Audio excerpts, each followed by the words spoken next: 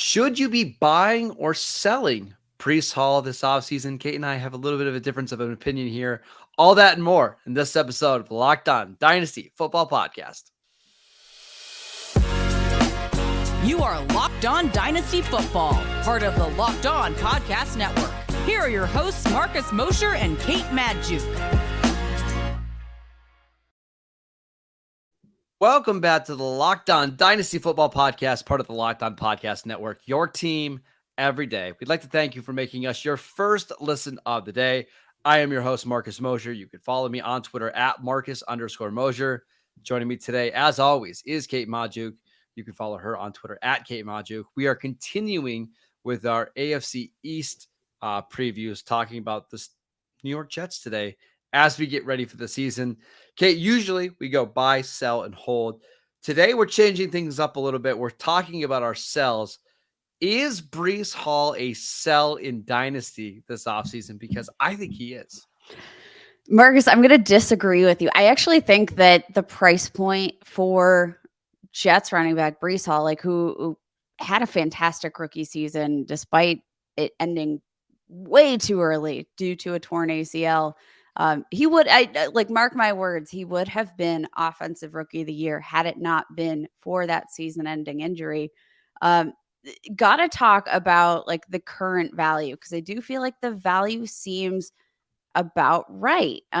Looking at current Dynasty startup ADP. Now, this is for the month of May. May. Yeah. Yep. So things, of course, still in the process of gathering ADP numbers for the month of June, but currently being drafted as RB4 on average, right around the 10th pick of Dynasty startup draft. So I feel like for a 21-year-old running back who, I don't know if you remember that time he stepped onto the football field as a professional, but on pace for almost 1,700 scrimmage yards. Wasn't necessarily a touchdown scoring machine just yet, but he was getting there. He was warming up. So I want to hear why he's a sell, because I think RB4 feels pretty right for a guy that I think has potential to finish as the overall RB1 in fantasy football in any given season when healthy. What is the theme of this offseason here in the Locked On Dynasty Football Sell Podcast? Running backs. Every running back is a sell. There's a lot of things here that I'm worried about. First of all, the injury, right? It's just a massive injury. We've seen some of these running backs, even ones in the rookie season, who look awesome, just not be able to bounce back as quickly as we hope. J.K. Dobbins, I think it was year 2 that he had the injury. Now we're going into year 4, hoping that he's going to be healthy. I do think, from a perspective of the injury, right? We have heard really good things about Breece Hall's rehabilitation process to this point. We've heard when the injury happened, it was a relatively clean cut and dry, not a complicated injury like we saw with Javonte Williams, who had, involvements of multiple ligaments, which can complicate that rehab process. Fairly clean cut, but even if he doesn't start off as the RB1, this is Dynasty, right? We're in it for the long haul. It's just the history of these guys that have a major knee injury. They just don't really ever get back to that same form. Look at Saquon Barkley, right? He had this awesome rookie season, and then we've kind of been chasing that ever since, and it's never happened. But for me, Kate, it's honestly, the injury is just one part of it. It's the price. Right now on Dynasty League Football, he's being drafted as RB4, the 9th overall player in Dynasty. And that's honestly where the hang up is for me. If I'm doing a startup league and I have the choice between Jalen Waddle or Breece Hall, I'm taking the receiver. Or like Chris Olave, same draft class, at a position that is just as important, I'm taking Chris Olave. Or, you can even go down further. There's other guys that I like at the bottom of round 1, at the top of round 2, that I would just much rather have, because we don't know what's it going to look like with an Aaron Rodgers led team. because of this injury, are the Jets going to scale him back a little bit on the workload? Are they just never going to give him the 22 plus touch, games that we're hoping for? Or do they view him as, hey, this is a long-term asset. Let's not rush him back onto the field. Let's wait until week 4, week 5, week 6 before we up his workload. Yes, it's a dynasty. We're talking about dynasty here, but a running back's most value comes in the first 2 years of the rookie contract. And with him already having this major injury, I'm a little concerned. I think all of those concerns are definitely legitimate. And that's why he's more of a hold for me. I'm not necessarily selling Breece Hall, though. I think you make a compelling argument. I mean, the upside is so tremendous. He's got burst for days. How much burst does he have once he's rehabbed from that torn ACL? Who knows? In his final game last season against the Broncos, only had 4 carries, had played 20% of offensive snaps before tearing his ACL. Those 4 carries went for 72 rushing yards and a touchdown. Mm-hmm. He took a minute to warm up, but he started to find that nose for the end zone, had 4 straight games of scoring a rushing touchdown. We know he's a capable receiver. We know Aaron Rodgers is willing to utilize the running back position in the receiving game. And I do think this is going to be a team with a lot of scoring potentials. Now, Sure. if I'm being honest about like my biggest concerns, I would say, the fact that it hasn't felt like the Jets are necessarily out on any of these, big name running backs that have popped up. This is just rumors. This is conjecture, but there hasn't been a moment where it's felt like they're truly out on any of these, potential bell cow running backs that could come in and, Sure. Even if they plan to work in tandem with Breece Hall, that's a concern. And of course, like you want that immediate return to Breece Hall looking like Breece Hall, and you don't know if you're going to get that. So you might have swayed me a little bit more towards the sell side, but let's look at some recent trades. So Breece Hall or Cooper Kupp and a 2024 first round pick. Let's say it's a mid-range. It's projected to be in the mid-range. Cooper Kupp all day long. And that one's so easy for me. Okay. Breece Hall or Jordan Addison, a 2024 first round pick and a 2024 second. That's closer. I think I would still lean the Addison side. Okay. Breece Hall in the 202 for Travis Etienne, Ramondre Stevenson in the 203. I think I'd take the Stevenson and Etienne side. You're getting 2 guys that should be able to produce as RB1s this year. All right. One final trade. Breece Hall and Isaiah Pacheco for CeeDee Lamb and Terrace Marshall of the Carolina So the Panthers. Marshall part is kind of just a throwaway, right? Yeah, it's a throwaway, but Bryce Young in this new offense, this is a new team, yada, yada. There should be target opportunity. Yeah. So definitely a throw in, but I've got CeeDee Lamb as my 3rd overall player in Dynasty right now. So I'd take just the better asset here. Okay. So you're firmly out, but it's interesting because I came into this with the mindset that I thought Breece Hall was more of a hold, but your argument here paired with some of the trades, like that's the thing Breece is like Hall in the 202 for Travis Etienne, Ramondre Stevenson in the 203. Give me that every single day of the week. As somebody who is firmly in the football card market right now, I can tell you Breece Hall is just a hot name right now, even despite the injury. Like people love Breece Hall. Because they know the talent. Yeah, and they're betting on talent. And that's the thing is there's no argument against the talent. Like he is a supremely talented player.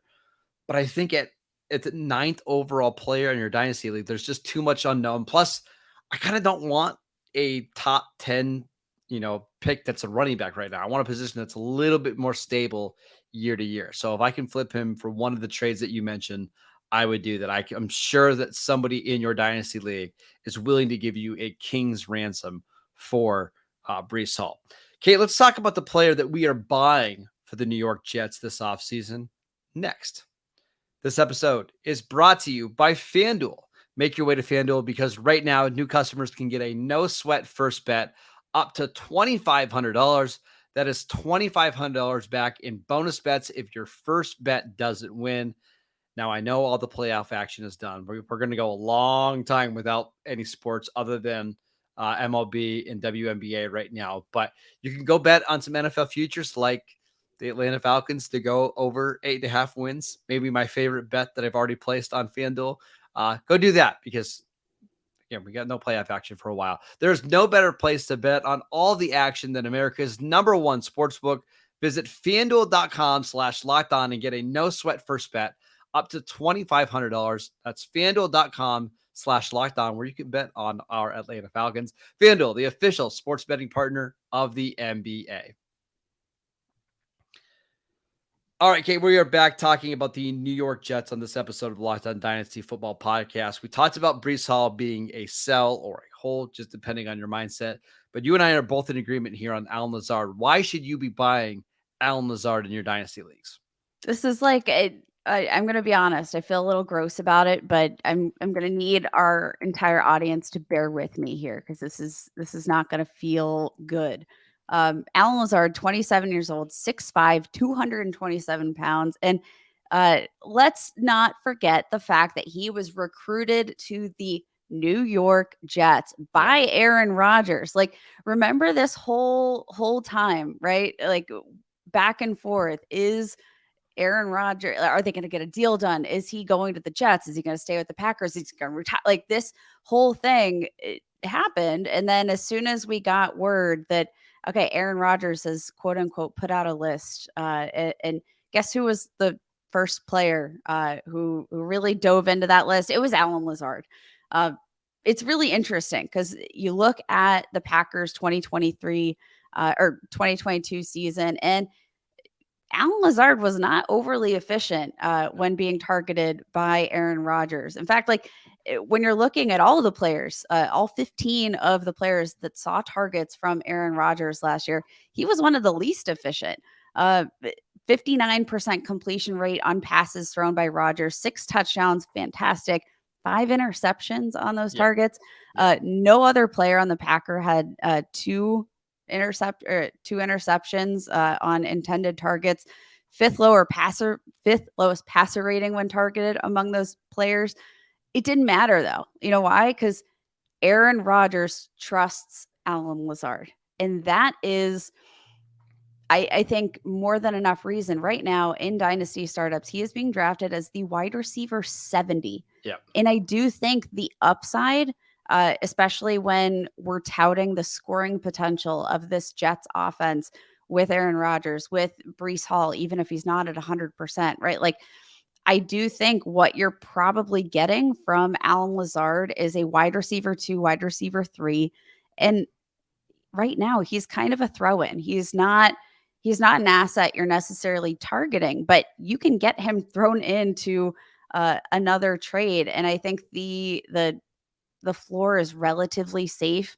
Only had 4 games last season where he finished outside of the top 50, but it had a number of games inside the top 30. And not to say that you're chasing top 30 wide receivers, but if you can get them for wide receiver 70 with, what should be a productive offense, it's a lot of unfamiliarity for Aaron Rodgers. This is the first time he's stepped out of Green Bay. He's got a new coach, a new playbook, new everything. And you know what's not new? Allen Lazard. And I do think that for a guy that's habitual, for a guy that is so, he's somebody that, once you have his trust, you're good.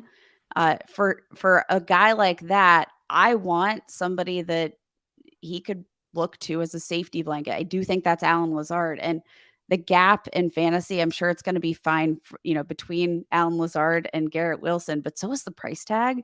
And I like the price tag. Yeah, we'll get to Garrett Wilson's price tag here in just a second. But if you want to make a lot of money during the football season, bet at the over on Allen Lazard props, like game-to-game props, and the under on Garrett Wilson early in the season, because it's going to take Rodgers some time to get used to Garrett Wilson. And we just know that he's going to go back to the guys that he trusts. And it's probably going to be Randall Cobb. It's probably going to be Allen Lazard, at least to start the year. I Aaron think if you Rodgers were is to a creature of habit. exactly, I think if you were to make the argument against Allen Lazard, is that he's clearly not going to be the number one option. That goes to Garrett Wilson. And then behind Garrett Wilson, there's so many other names, including Randall Cobb, Denzel Mims, Corey Davis, who has a big cap number. They signed Mecole Hardman. They've got 3 or 4 tight ends that they like, including Jeremy Ruckert, who was a 3rd-round pick last year. However, if you look kind of long-term, Randall Cobb on a 1-year deal. We'll see if he even makes the team. Like, I think there's a chance he doesn't even make the roster. Corey Davis could be a cap cut. He's also on a 1-year deal. Denzel Mims is on a 1-year deal. Mecole Hardman is on a 1-year deal. So there's a chance that this entire wide receiver room next year is just wiped out, minus Garrett Wilson and Allen Lazard, because the Jets gave a big investment to Allen Lazard this offseason. So 4 I got to years, believe 4 years, $44 million. which means he's going to be on the field a lot and almost by default. And he does a lot of the other, little things like he'll block, he'll chip some of the defensive ends, he'll make tough catches across the middle of the field. And again, you mentioned the price, wide receiver 70. He might even be available in free agency right now in your leagues, depending on how short some of your leagues are. And you could play him early in the year as you wait for a Jameson Williams to come off his suspension. You wait for somebody who's been banged up or who missed a couple games with an ankle injury. The price tag is just too good to pass up on right now. Yep. 100%. Yeah. All right, Kate, let's talk about the number one receiver on this offense and whether you should be buying, selling, or holding him this offseason, because got to say, Garrett Wilson, one of the most highly sought after players in Dynasty football right now. We will get to that next. We want to thank you for making Locked On Dynasty your first listen every day. Everydayers, on Monday's show, Kate and I are going to be continuing our previews with a certain team that we're not going to mention. We're going to have you come back and tune in on Monday because it's a lot of fun. So be sure you tune in for that as we take Friday off. But Kate, let's talk about Garrett Wilson, who right now on Dynasty League Football is going as wide receiver 5, number 7 overall in non-Superflex leagues. What are you doing with Garrett Wilson? He's a hold for me. Love Garrett Wilson, just talent for days, right? Like, just, God, the Ohio State receiving room in 2022 was just 2021 was just stupid. That team, that receiving core was just ridiculous. And guess what? Like, paid off handsomely. We saw the production right off the bat. Didn't seem to miss a beat when he translated to the NFL.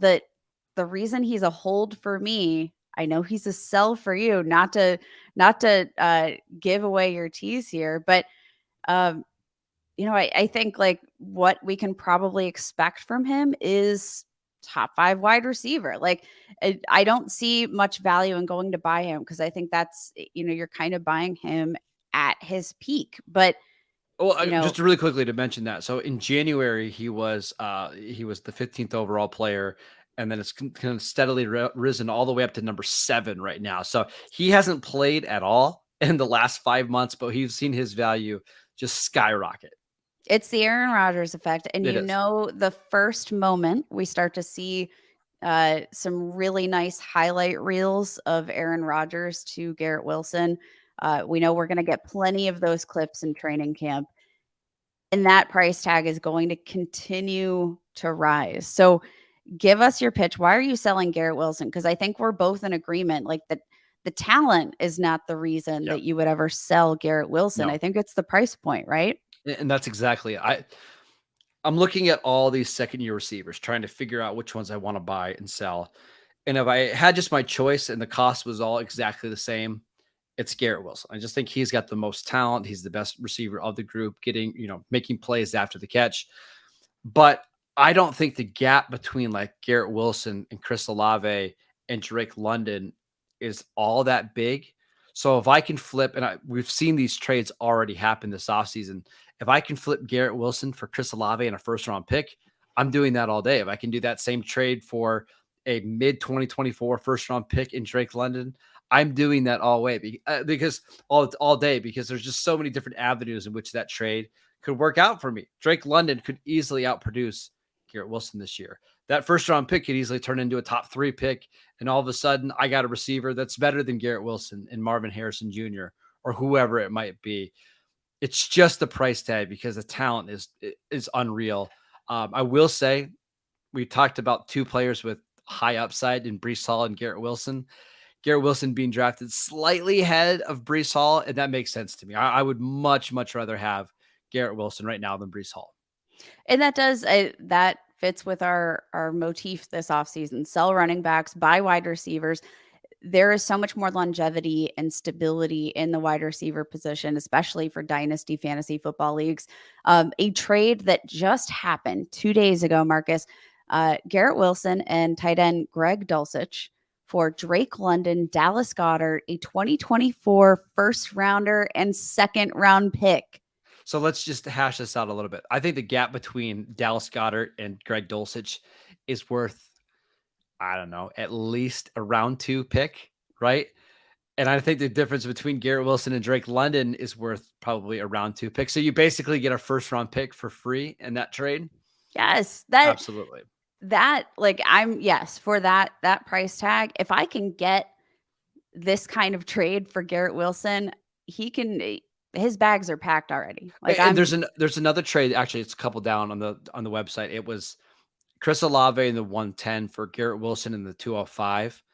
Like, I would do that trade as well. I love both of those receivers. They were both absolutely awesome last year. And if I can move up 7 spots in the draft, why not? I think that's probably the approach to selling Garrett Wilson. If you're looking to move on and take advantage of that high ADP, again, wide receiver 5 on Dynasty League football in the month of May, steadily increased every single month. So we'll see where he lands for the month of June. It could be even higher.